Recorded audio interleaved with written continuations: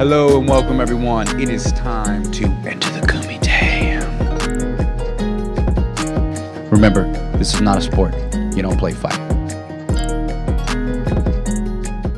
What's up, fight fans? Today we're joined by Erique Superfly Owens, who just came off of a dominant performance over Samuel the Sandman James. Erique, thanks for coming in again, man. How are you feeling right now after such a dominant performance? I appreciate y'all having me on again. And right now, I'm feeling happy about it. Just hurry up, ready to hurry up and get back into another fight ASAP. Yeah. So what's that one thing that you have to have, after a long training camp and a fight, whether it's food or drink or just anything that you wish you could have during training camp? What's that thing you have to indulge in? Oh, alcohol, most definitely.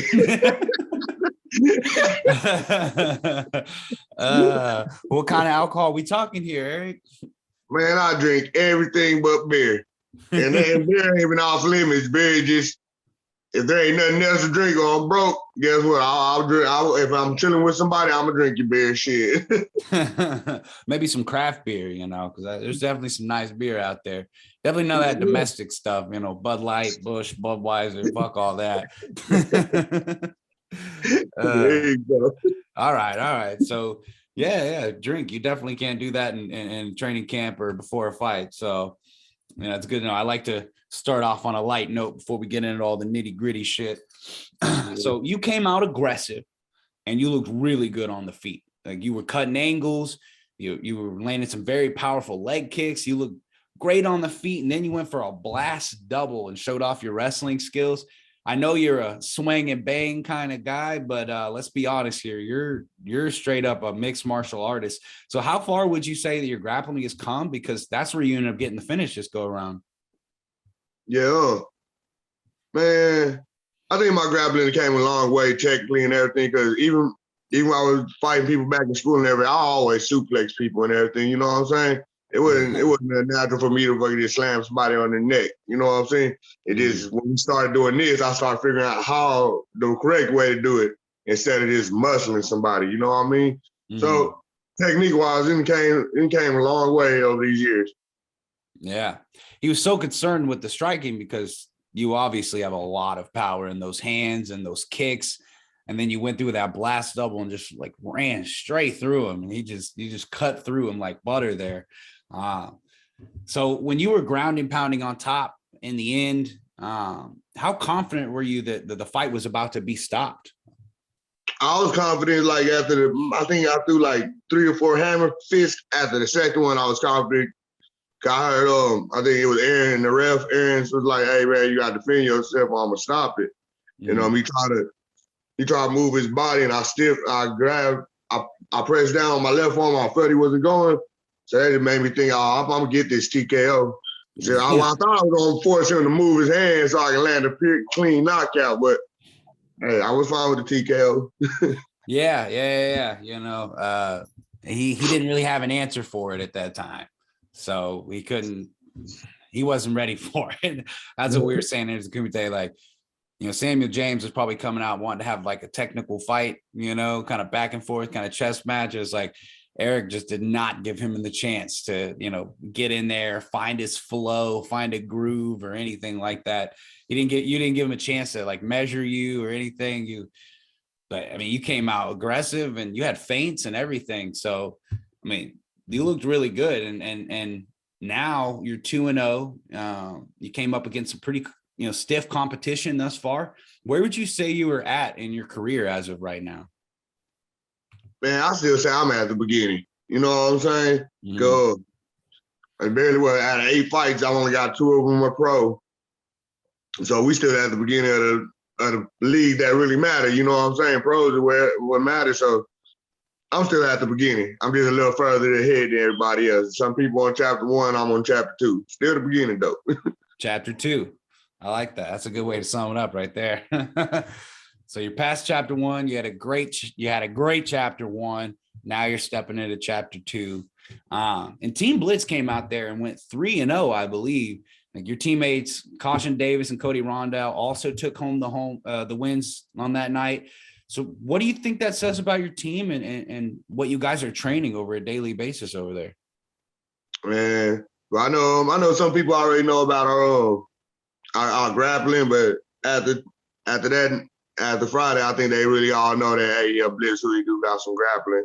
And then I don't know, I guess some people might think all of us ain't just all powerful. I know me and a few other people that they know we strong as hell, but they didn't know the rest of the team was that strong too. And that we could throw hands. So yeah. Yeah, and I believe you guys are, I think it's technically 5-1, but I was talking to Caution and she was like, nah, we're basically 6-0 this year. Yeah, I gotta go back and watch that fight. Apparently it was a pretty weird decision. So. Yeah, that's right. Yeah. our boy Zach Horton got screwed. But trust me, when we get the video, I'm pretty sure you already got it. Don't know if he posted it, but we'll show y'all that. Y'all see you got fucked. Yeah, so you guys aren't leaving up the refs the judges anymore. Apparently, all three of you guys got the finish that night. Yeah. That shit go south. So we're gonna call it 6-0 for Team Blitz this year, coming into 2022 real freaking strong. So I'm not sure how tough your training camp was, if you had any injuries or anything like that, but you didn't really take any damage this fight. So when do you think we're gonna get to see Erique Owens again? Man, ASAP. I don't give a care who got it, who's gonna throw me the first fight. Somebody do it. I know we already, we was already looking to seeing if Louisiana have anything available. And yeah, so far AK is the only one we think it might have something. So we want to see if they got something for me in April, but I don't know yet. They don't know either. So hopefully we find something before then, but if not, at the latest, sometime in April, we stepping in the cage again. So you're thinking April. So that's just a little over a month away. So you're trying to get in there and make up for some lost time with all the COVID and stuff like that, just hindering everybody's career. Okay. Yeah. Did you have any injuries or any complications during your training camp? Nah, and actually I didn't. And it's the first camp I didn't have no injuries. Normally I don't even get no injuries at the gym. I always get them for work. Gosh. Yeah. I normally you can have my coach, all my fights I either fell off a roof, they had to get stitches like 2 weeks out, then fucking had I was a doorman, so I got into a good amount of fights for a bit. It was, man, my eye was black as fuck and huge for like 2 months. Yeah. Fractured a hip or probably cracked it then before my last fight. So it's like, yeah, this is the first fight where I went to accident free. Nice. Accident free. Yeah, and how did the weight cut go, would you say?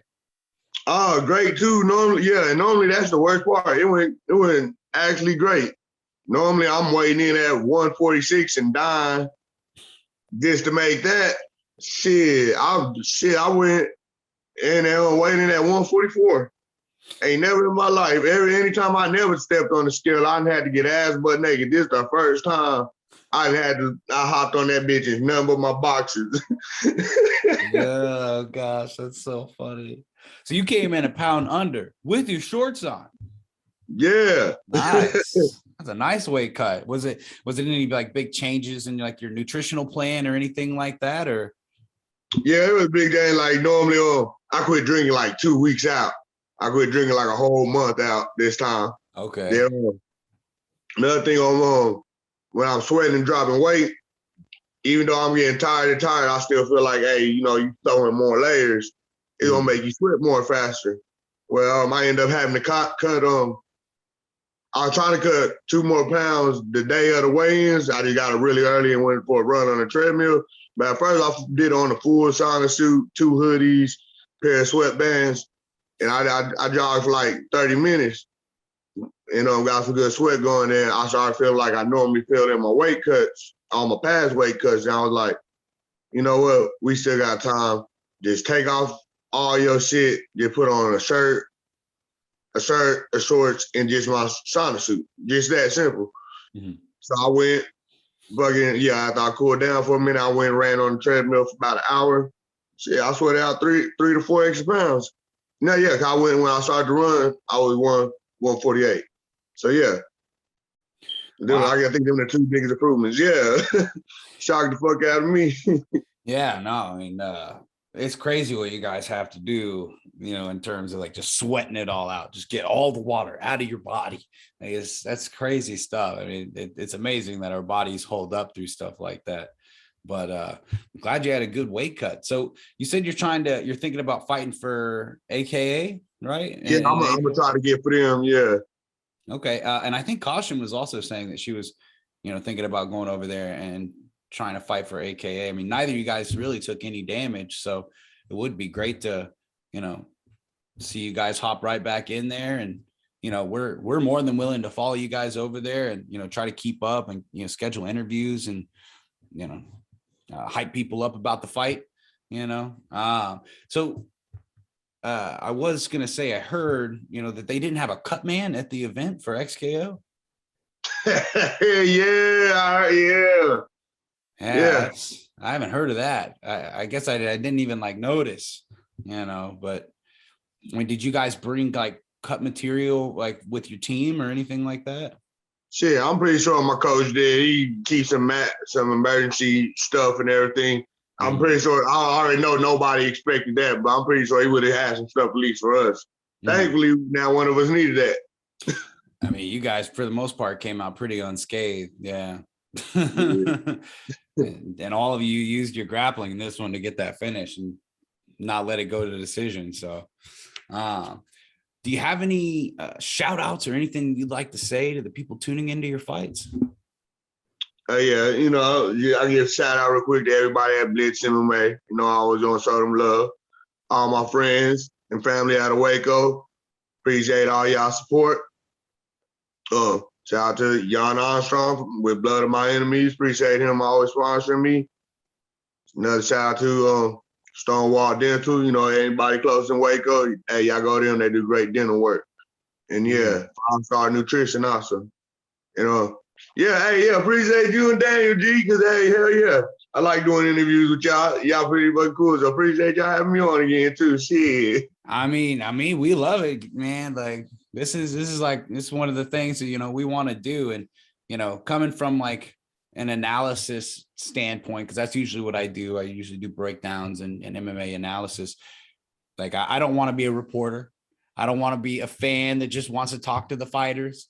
Like, I want to build actual rapport with you guys. And, like when I see you guys at the fight, I'm like, Eric, what's up, dude? Yeah, like you was this week.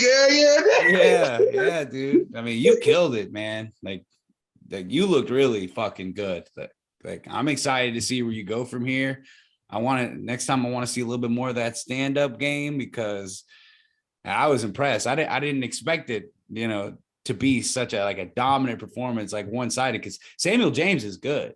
He's really good. He's got a great team behind him. He's got good coaches, and you just did not give him the opening to really advance his game in any kind of way. So, I was blown away by how good you did, dude. That was, yeah. But you definitely have that style that everybody likes to watch, like even the most casual of casuals, if they tuned in and they watched you fight, they're gonna love that shit. Because your style's so exciting. The swing and bang with the blast double legs, like, dude, that was impressive, dude. So I'm really excited to see where you go from here. I'm definitely, whenever you find out what happens in the next fight, if you put that up, I'll respond, and we'll start trying to hype up your next fight from there, dude, for sure. Erique Owens, ladies and gentlemen, he just came off of a dominant performance over Samuel James at XKO 55 on February 18th. If you missed it, you can watch everything back at xko.tv. Remember, guys, this is not a sport. You don't play fight. Damn right.